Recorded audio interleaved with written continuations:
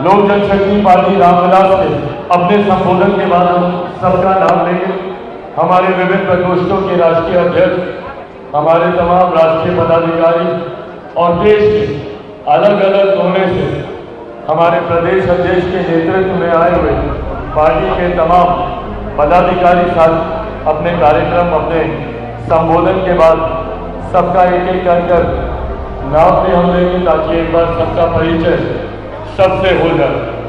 पर उससे पहले साथियों, आज 13 जून 2024 का ये दिन कई बार संजोग देखिए कैसा होता है, समय का चक्र कैसे चलता है। हमारे जमुई से सांसद अरुण भारती जी ने जिक्र किया कि यही महीना था जब आप लोगों ने अपना समर्पण पार्टी के प्रति दिखाया था। ये महीना ही नहीं था बल्कि आज ही का दिन था। 13 जून 2021 का ही दिन था जब पार्टी ने वो एक बुरा दौर देखा। आज ही के दिन, आज से 3 साल पहले शाम रात का समय था, 8 साढ़े 8 बजे का समय था, जब यहाँ पर मौजूद मेरे मीडिया के तमाम पत्रकार साथियों के माध्यम से पार्टी में एक बड़ी टूट की जानकारी हम लोगों को प्राप्त हुई। और न सिर्फ उस दिन पार्टी टूटी थी बल्कि परिवार भी टूटा था। वो दिन हम सबके लिए एक कठिन दिन था, पर न सिर्फ आप लोगों ने उस दिन ये वादा किया और पार्टी के प्रति आप लोगों ने समर्पण का विश्वास जताया, बल्कि उस दिन से लेके आज तक आप लोग पार्टी की आत्मा बनकर, पार्टी की रीढ़ बनकर, पार्टी की ताकत बनकर पार्टी को यहां तक पहुंचाने का आप लोगों ने काम किया। एक बार जोरदार ताली आप लोग हमने ले बताया। साथियों, कोई दल, कोई पार्टी, कोई नेता अपने कार्यकर्ताओं के बिना कुछ नहीं होता। आप लोग हैं तो हम लोग हैं। अगर आप लोग नहीं तो हम में से किसी की औकात नहीं है, किसी की हैसियत नहीं है कि वो आगे बढ़ सके। ऐसे जो समर्पण, जो विश्वास आप लोगों ने पार्टी के उस कठिन दौर में दिखाया, बिना इस बात की उम्मीद किए हुए, बिना ये सोचे हुए कि आने वाले दिनों में पार्टी को क्या मिलेगा नहीं मिलेगा, आप लोगों को क्या मिलेगा नहीं मिलेगा। हम लोग ईमानदारी की बात न करता हुआ एक अंधेरी गुफा में हम लोग सिर्फ रोशनी की उम्मीद के साथ आगे बढ़ते जा रहे थे। हम में से किसी को नहीं पता था कि जो परिस्थितियां हम लोग के सामने गढ़ दी गई हैं, क्या इन परिस्थितियों से हम लोग कभी उभर भी पाएंगे। और ये सामान्य परिस्थितियां नहीं है। आप कल्पना कीजिए जिस पार्टी से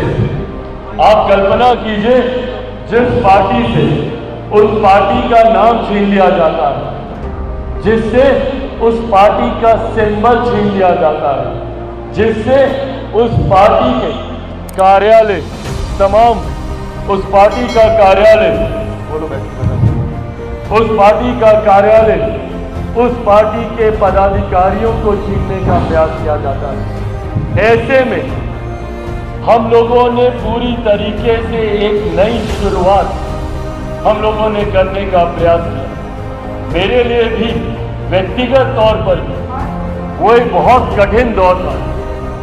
इस बात का तो दुख था ही मुझे कि मेरी पार्टी और एक ऐसी पार्टी जिसको मेरे नेता, मेरे पिता आदरणीय रामविलास पासवान जी ने अपने खून पसीने से सींचने का काम किया। उन्होंने पूरी ताकत अपनी लगाई पार्टी को आगे बढ़ाने के लिए। तमाम वो पुराने साथी जो आज भी सदन में मौजूद हैं, वो लोग जानते हैं कि जब मेरे नेता, मेरे पिता आदरणीय रामविलास पासवान जी ने सन 2000 में पार्टी की शुरुआत की और लोक जनशक्ति पार्टी के नाम से, बंगला छाप के नाम से उन्होंने इस पार्टी को आगे बढ़ाने की सोच के साथ सन 2000 में इस पार्टी की नींव को रखा। उनके रहते भी पार्टी में कई उतार चढ़ाव थे, हम लोगों ने 2004 का वो चुनाव देखा जब पार्टी ने पहली बार लोकसभा का चुनाव लड़ा और एक नई जीत हासिल की। 4 सांसद उस वक्त हम लोग के जीत कर आए थे, पर हम लोगों ने वो दौर भी देखा जब 2009 में पार्टी का प्रदर्शन बेहतर नहीं रह पाया था। हम लोगों के सांसद उस वक्त जीत नहीं पाए थे, पर उस वक्त भी मेरे पिता आदरणीय रामविलास पासवान जी ने कतई कभी हार नहीं मानी और वो उसी तरीके से संघर्ष करते रहे। अगले 5 साल उन्होंने अपने स्वास्थ्य की चिंता किए बगैर अपने आप को पार्टी के प्रति समर्पित करने का काम किया और उनकी इसी मेहनत और इसी संघर्ष का परिणाम था कि 2014 में पार्टी ने अप्रत्याशित जीत हासिल की। 7 सीटों पर हम लोगों ने चुनाव लड़ा और 6 सांसद हम लोगों के पार्टी से जीत कर आए। और 2019 में भी हम लोगों ने इसी परिणाम को दोहराने का काम किया। 6 सीटें लड़े और 6 की 6 100% हम लोगों का प्रदर्शन, हम लोग का स्ट्राइक रेट रहा। 6 लड़े, 6 की 6 जीते। इस बार विपरीत परिस्थितियां थी। हमारे नेता आदरणीय रामविलास पासवान जी का साया हम लोगों से उठ चुका था। उनका मार्गदर्शन हम लोगों के साथ नहीं था, मतलब उनका मार्गदर्शन हम लोग के साथ नहीं था। ऐसे में कई विरोधी घात लगाए बैठे थे। हम लोगों से एक चूक होने के इंतजार में वो लोग अपनी नजरें गड़ाए बैठे थे कि हम लोग एक गलती करें और वो हम लोग का गिरेबान आकर पकड़े। उन लोगों ने बार बार इस बात का भ्रम फैलाने का प्रयास किया कि इस बार पार्टी उस प्रदर्शन को नहीं दोहरा सकती जो हमारे नेता के नेतृत्व में होता था। उन लोगों ने पूरी ताकत झोंकी। कई अपने भी थे जिन्होंने ये भीतर घात करने का प्रयास किया। कई अपने इस मौके की तलाश में थे कि पार्टी गलती करे, परिणाम में कोई चूक हो और हम लोग इनके सर पर चढ़े। पर जो लोग ये उम्मीद कर रहे थे, जो लोग ऐसी कल्पना कर रहे थे, वो लोग भूल गए कि ये पार्टी हमारे नेता आदरणीय रामविलास पासवान जी की पार्टी है। उन्हीं के विचारों, उन्हीं के सिद्धांतों पे चलने वाली पार्टी है। वो लोग भूल गए थे इस बात को कि ये पार्टी मेरे नेता आदरणीय रामविलास पासवान जी के आशीर्वाद से आगे बढ़ने वाली पार्टी है। और वो लोग इस बात को भी भूल गए थे कि उनके जाने के बाद इस पार्टी का नेतृत्व उन्हीं का अंश, उन्हीं का खून, उन्हीं के संस्कारों, उन्हीं के विचारों से सीख कर आगे बढ़ने वाला कोई और नहीं, एक शेर का बेटा चिराग पासवान उसको आगे बढ़ाने का काम कर रहा है।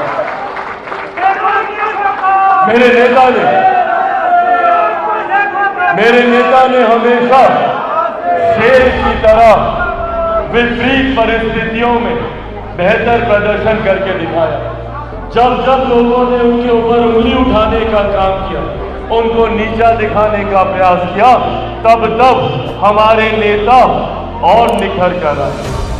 ऐसे में आज हम लोगों ने भी ये साबित कर कर दिखाया कि हम लोग अपनी जीत पर जश्न जरूर मनाएंगे, अपनी जीत पर उत्साहित जरूर होंगे, पर किसी दूसरे का बुरा देखकर हम लोग जश्न मनाएं या किसी दूसरे की डाउनफॉल पर हम लोग उत्साहित हो, ये हम लोग के संस्कार कतई नहीं हो सकते। और ये एक शुरुआत है। अभी हम लोग को कई सीढ़ियां चढ़नी बाकी हैं, अभी कई मंजिलें हैं जो हम लोग को हासिल करनी है। और मैंने हमेशा कहा, लोकसभा का चुनाव हम लोग के लिए मात्र एक पड़ाव है।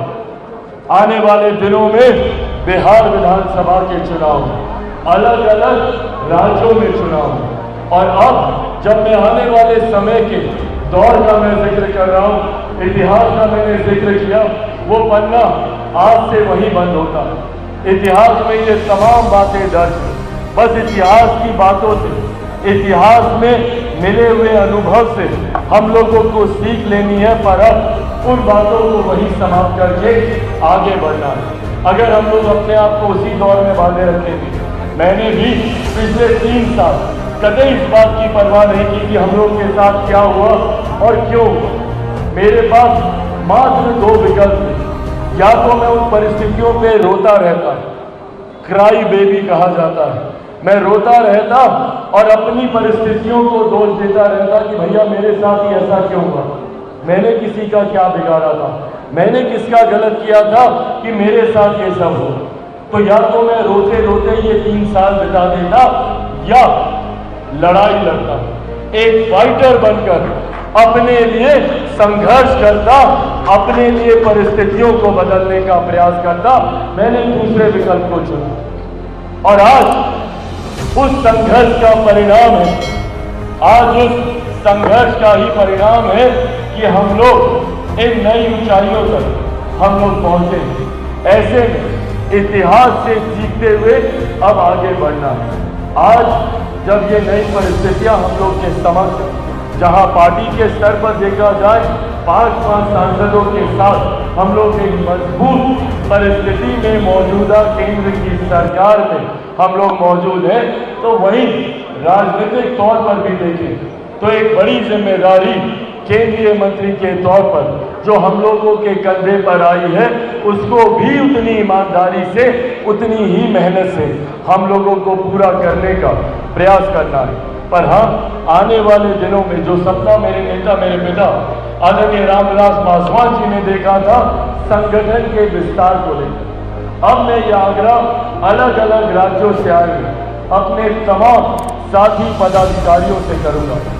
हर कोई चाहता है कि हम लोग अपने अपने राज्यों में हम लोग चुनाव लड़ें। ये सोच हर पार्टी की रहती है और हर दल की रहती है और ये रहनी भी चाहिए, ये स्वाभाविक सी सोच है। पर ऐसे में मेहनत भी हम ही लोगों को करनी है। अगर हम लोग मेहनत जमीन पर नहीं करेंगे और ये उम्मीद करेंगे कि चुनाव के वक्त गठबंधन हम लोग को बुलाएगा और बैठे बैठाए हम लोग को बोलेगा कि भैया आप इतनी सीटें ले लीजिए और चुनाव लड़ लीजिए, ऐसा कतई नहीं होने वाला। ऐसे में हम लोगों को पहले वो ताकत अर्जित करनी होगी जिस ताकत की वजह से हम लोग अपने संगठन को मजबूती तक पहुंचा सके कि कोई भी गठबंधन हम लोगों की अनदेखी ना कर सके।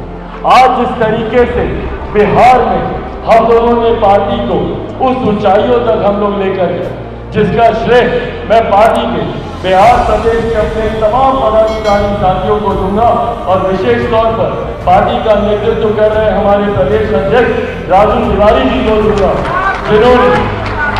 जिन्होंने मजबूती से पार्टी का नेतृत्व प्रदेश में करने का काम किया। ऐसे में मौजूद मैं यहाँ पर हर प्रदेश के अपने प्रदेश अध्यक्ष ये आग्रह करूँगा कि अपने अपने राज्यों में पार्टी के संगठन पर अब आप लोग ध्यान दें। हम लोगों का कार्यक्रम केंद्रीय मंत्री होने के नाते वैसे भी आने वाले दिनों में हर राज्य में हम लोग का कार्यक्रम लगेगा ही लगेगा।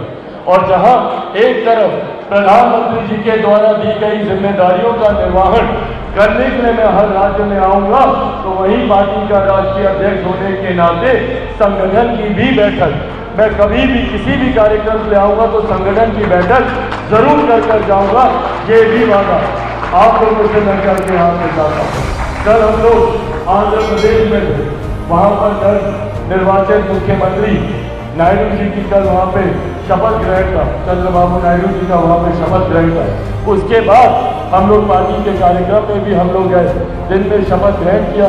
उसके बाद शाम को पार्टी के कार्यालय पर ही हम लोगों ने पार्टी के तमाम पदाधिकारियों के साथ एक कार्यकर्ता बैठक हम लोगों ने वहाँ पर आयोजित की और वहाँ पे तमाम पदाधिकारियों के साथ हम लोगों ने मुलाकात की। ऐसे ही आने वाले दिनों में जिस राज्य में हम लोग का कार्यक्रम लगेगा, तैयारी आप लोग आज से ही करके रखिए। जब भी कार्यक्रम हो, आप लोगों का संगठन पूरी तरीके से तैयार रहना चाहिए। ये वादा पार्टी का राष्ट्रीय अध्यक्ष होने के नाते मैं आप लोगों से जरूर करता हूं, पर हाँ, इस वादे के अक्षरशः शब्दों को जरूर पहचानिएगा। अगर आप लोगों का संगठन वहां पर पूरी तरीके से मजबूत रहा, अगर आप लोगों के अपने अपने राज्य में पार्टी में अपनी एक नई पहचान, नई मजबूती, नई पकड़, अगर जनता के बीच आप लोगों ने उसको हासिल करके रखा, तो आने वाले दिनों में पार्टी को अगर अकेले भी चुनाव लड़ने का फैसला लेना होगा तो हम लोग फैसला लेंगे और पार्टी राज्यों में चुनाव लड़ने का काम करेगी। ये वादा मैं आप लोगों से करता हूं, पर ये विश्वास आप लोगों को ही मुझे दिलाना होगा कि आप लोगों के राज्य में पार्टी कितनी मजबूत है। और ये मान कर चलिए कि अगर आप लोग अपने अपने राज्यों में मजबूत हैं, संगठन के तौर पर मजबूत है, वहां पर राजनीतिक परिस्थितियों में अगर आप लोगों की उपस्थिति अगर दर्ज रहती है, जनता के साथ, जनता के जुड़े हुए विषयों के साथ अगर आप जुड़े हुए हैं, ऐसे में अगर आप लोग जनता के बीच रहने का काम करते हैं और जनता का आप लोगों पे विश्वास, तो ये परिस्थितियां कोई भी गठबंधन इसकी अनदेखी नहीं कर सकता। हर गठबंधन आप लोगों को चाहेगा ही चाहेगा कि आप उनके साथ चुनाव लड़ें। बिहार ही उदाहरण, हम लोग जिस तरीके से पिछले 3 सालों में लगातार निरंतर हम लोग जनता के बीच रहने का हम लोगों ने काम किया, अपने राज्य को लेकर एक सोच का हम लोगों ने निर्माण किया, जिस विजन के साथ हम लोग आगे बढ़े, बिहार फर्स्ट, बिहारी फर्स्ट की सोच के साथ हम लोगों ने आगे बढ़ने का काम बिहार में किया। ऐसे ही आप लोगों को भी अपने अपने राज्यों को लेकर ये विजन तैयार करना होगा, ये सोच तैयार करनी होगी कि कल को अगर आप लोग चुनाव लड़ते हैं, लोगों के बीच आते हैं, तो उस राज्य के आप लोगों के मुद्दे क्या होंगे, आप लोगों की सोच क्या होगी, आप लोग कैसे सत्ता में आने के बाद अपने राज्य की जनता का आप लोग विकास कर सकते हैं। ये बातें जब तक जनता के बीच नहीं जाएगी, जनता आप लोगों के साथ नहीं जुड़ेगी, और अगर जनता आपके साथ नहीं जुड़ेगी तो गठबंधन कभी आप लोगों की अहमियत को नहीं पहचानेगा। इसीलिए यह आग्रह करता है कि जनता के साथ जुड़े हुए विषयों के साथ अपने आप को जोड़ने का काम करें, अपनी पार्टी की नीतियों को, उपलब्धियों को जनता तक पहुंचाने का काम करें। हम लोगों के लिए ये गर्व की बात है कि हम लोग एक ऐसे पार्टी के कार्यकर्ता है जहां हमारे नेता आदरणीय रामविलास पासवान जी का पिछले 5 दशकों का एक लंबा सक्रिय राजनीति का इतिहास है, जहां उन्होंने अलग अलग मंत्रालयों में जिम्मेदारी को निभाते हुए उन्होंने अपनी एक अलग पहचान बनाने का काम किया। वीपी सिंह जी की सरकार में जब पहली बार उनको श्रम एवं कल्याण विभाग पर जब उनको जिम्मेदारी मिली थी, कोई उस विभाग को नहीं जानता था, कोई नहीं जानता था कि उस विभाग में क्या कार्य हो सकते हैं। जितने पुराने साथी वाजपेयी साहब यहाँ पे मौजूद है, खालिद साहब यहाँ पर मौजूद है, पर उन्होंने ऐतिहासिक कार्य उन्होंने वहां पर करके दिखाया। आज जितने लोग पिछड़ा वर्ग की राजनीति करने का काम करते हैं, किसी ने समाज की चिंता नहीं की। पहली बार हमारे नेता ने उस विभाग की जिम्मेदारी संभाली और मंडल कमीशन को लागू करवाने का उन्होंने काम किया। ये श्रेय हमारे नेता को जाता है। ये तमाम बातें जनता के बीच हम लोग को रखने की जरूरत है। दलित समाज से जुड़ने के लिए आज हर कोई बाबा साहब का नाम लेता है, पर एक तस्वीर तक उनकी पार्लियामेंट में नहीं थी। मेरे तमाम में साथियों को इस बात को जानकर ताज्जुब होगा, आश्चर्य होगा कि आज हम लोग सोच भी नहीं सकते कि जिनके बनाए गए संविधान के आधार पर भारत की संसद चलती है, 89 से पहले उनकी तस्वीर तक भारत की संसद ने नहीं दी। ये तस्वीर वहां पर लगाने का काम हमारे नेता आदरणीय रामविलास पासवान जी ने किया। उनको भारत रत्न दिलवाने का काम हमारे नेता ने। रेल मंत्रालय की जिम्मेदारी हो या दूरसंचार विभाग की जिम्मेदारी, आज ये मोबाइल फोन हर किसी के हाथ में, ये मोबाइल फोन घर घर तक पहुंचाने का काम हमारे नेता ने किया। और तब किया जब इनकमिंग का भी पैसा लगता था। कोई नहीं सोच सकता था, जब मेरे नेता ने ये बयान दिया कि एक ऐसा दिन आएगा जब बैगन के भाव मोबाइल फोन बिकेगा, हर रिक्शा वाला, हर ठेला वाला के हाथ में मोबाइल फोन होगा। लोग उस वक्त उनका मजाक उड़ाते थे। आज ये बातें सत्य है। ये सोच हमारे नेता की रही। आज जिसका लाभ हम लोग को 2024 लोकसभा के चुनाव में सबसे ज्यादा अगर किसी योजना का लाभ हुआ तो वो प्रधानमंत्री गरीब जन कल्याण अन्न योजना की वजह से था, जहां पे आज भी 81 करोड़ लोगों को देश में मुफ्त का अनाज दिया जा रहा है। ये देश हमारे नेता, हमारे पिता आदरणीय रामविलास पासवान जी की है। सोचिए, कोरोना का वो दौर एक ऐसा समय जब उनका खुद का स्वास्थ्य नहीं, अब इस बात की चिंता किए बिना वो इस चिंता में लगे हुए थे कि जो लोग पैदल चलकर आ रहे हैं कैसे उनको 2 वक्त की रोटी मिलेगी, कैसे उनको राशन मिलेगा। ऐसे में इस योजना का उन्होंने निर्माण किया। हमारे प्रधानमंत्री जी से सुबह सुबह जाकर उन्होंने मुलाकात की और सुनिश्चित किया कि इस योजना को धरातल पर उतारा जाए। उस वक्त महामारी के समय मात्र 6 महीने के इस योजना की शुरुआत की गई और आज मेरे नेता को गए हुए लगभग 4 साल होने को आए और आज तक इस योजना को चलाया जा रहा है। और मेरे प्रधानमंत्री आदरणीय नरेंद्र मोदी जी ने चुनाव में ये घोषणा की कि अगले 5 साल तक भी इसी तरीके से ये योजना चलती रहेगी। ये देश हमारे नेता आदरणीय रामविलास पासवान जी, इन बातों को जनता तक लेकर जाना जरूरी है, इन बातों को जनता तक पहुंचाना जरूरी है। और जो विपक्ष ये भ्रम फैलाने का काम करता है, जब चुनाव आते इन लोगों के पास वही पिता पुराना हथियार रहता है, आरक्षण समाप्त हो जाएगा, संविधान की हत्या हो जाएगी, लोकतंत्र की हत्या हो जाएगी। वही पुरानी कैसेट ये लोग बार बार रिपीट करते रहते हैं और गाने बगाने कई लोग इनके इस बहकावे में, इस भटकाव में आते भी हैं। ऐसे में ये बड़ी जिम्मेदारी आप सबके ऊपर है कि अपने अपने राज्यों में जनता को ये विश्वास दिलाए कि दुनिया की कोई ताकत भारत के संविधान को नहीं बदल सकती, आरक्षण को नहीं हटा सकती। ये विश्वास आप लोगों के माध्यम से जाना चाहिए। जो लोग लोकतंत्र की हत्या की बात करते हैं, ये वही लोग हैं ना जिन्होंने सन 75 में आपातकाल लगाने का काम किया, आपातकाल लगाकर सही मायनों में लोकतंत्र की हत्या करने का काम किया। आज ये लोग भ्रम फैलाने का काम करते हैं लोकतंत्र को लेकर। आज मेरे नेता, मेरे पिता आदरणीय रामविलास पासवान जी जीवित होते तो ये वादा वो आप लोगों से कर रहे होंगे, पर आज क्योंकि वो इस दुनिया में नहीं है, उन्हीं का अंश होने के नाते ये वादा मैं आप लोगों से करता हूं कि जब तक चिराग पासवान जिंदा है, न संविधान को कोई खतरा है, न आरक्षण को कोई खतरा है।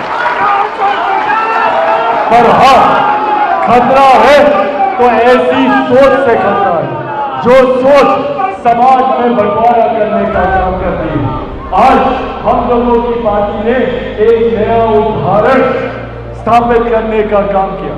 जिस राज्य में लोग जात पात धर्म मजहब की राजनीति करते नहीं सकते, ऐसे राज्य में जाति से उठकर, सांप्रदायिकता से उठकर हम लोगों ने एक नया समीकरण बनाने का काम किया।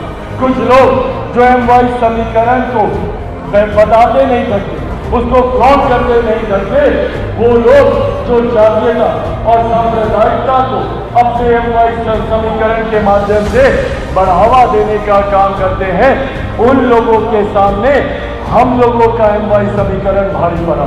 उन लोगों के सामने हम लोगों के एमवाई समीकरण में अपने आप को स्थापित करने का काम किया।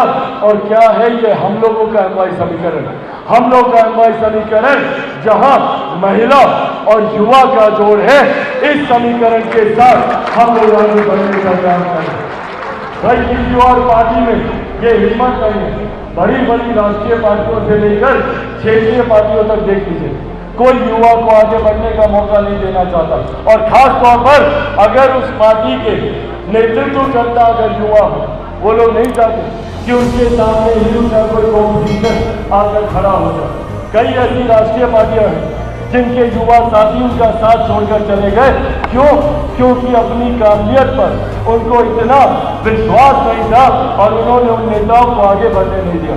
हम लोग के बिहार में भी ऐसी पार्टियां हैं जो अपनी पार्टी में नए लोगों को आगे बढ़ने का मौका नहीं देती। ऐसे में हम लोगों को गर्व है इस बात का कि न सिर्फ हमारी पार्टी ने युवाओं को मौका दिया, बल्कि मेरे प्रधानमंत्री आदरणीय नरेंद्र मोदी जी की महिला सशक्तिकरण को लेकर वो सोच, जिसको अभी कुछ दिनों पहले ही हम लोगों ने भारतीय सदन में हम लोगों ने पारित करने का काम किया।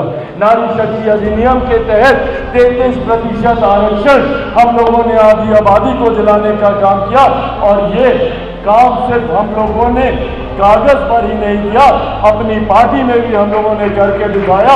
5 में से 2 महिलाओं को हम लोगों ने चुनाव लड़ाकर जीतकर हम लोगों ने अपना समर्पण आधी आबादी के प्रति हम लोगों ने साबित करके दिखाया। इसीलिए साथियों, ये इस सोच के साथ हम लोगों को आगे बढ़ने की जरूरत है। जहाँ जात पात धर्म मजहब कई ऐसे भटकाव आए, हम लोगों को हमारे नेता आदरणीय रामविलास पासवान जी की सोच को आगे बढ़ाने की जरूरत है। जहाँ जाति से उठकर जमात की बात करने की जरूरत है, जहाँ सांप्रदायिकता में बंटवारे की राजनीति, आज हम लोगों के लिए हर वो गरीब व्यक्ति जो किसी भी जाति से आता, किसी भी धर्म से आता हो, उस गरीब व्यक्ति का हाथ पकड़कर मुख्य धारा के साथ हम लोगों को जोड़ने की जरूरत है। जात पात धर्म मजहब से उठकर गरीबी जाति में रहने वाले लोगों को आगे बढ़ाने की जरूरत है। जो लोग सांप्रदायिकता के आधार पर समाज में, देश में माहौल को बिगाड़ने का प्रयास करते हैं, उनको ये खूबसूरत तस्वीर दिखाने की जरूरत है, जहां पर युवा किसी भी जाति का हो, किसी भी धर्म का हो, उसको आगे बढ़ाना है। महिला किसी भी जाति की हो, किसी भी धर्म की हो, उसको हम लोगों को आगे लेकर चलना है। और सबसे बड़ी बात, अनुभव जो सिर्फ और सिर्फ हमारे बुजुर्गों के साथ है। पार्टी को अपने बुजुर्गों के अनुभव से भी सीखने की जरूरत है। मैं अपने तमाम नवनिर्वाचित सांसदों से भी मैं आग्रह करूंगा, पार्टी के जितने वरिष्ठ नेता हैं, जितने पुराने पदाधिकारी हैं, उनके साथ बैठे, उनसे जितनी चर्चा आप लोग करेंगे, आपका अनुभव बढ़ेगा, उनसे सीखने को मिलेगा। ये लोग, गौतम साहब यहाँ पर मौजूद हैं, ललन गौतम मेरे नेता, मेरे पिता ने जब राजनीतिक शुरुआत की, तब से उनके साथ कंधे से कंधा मिलाकर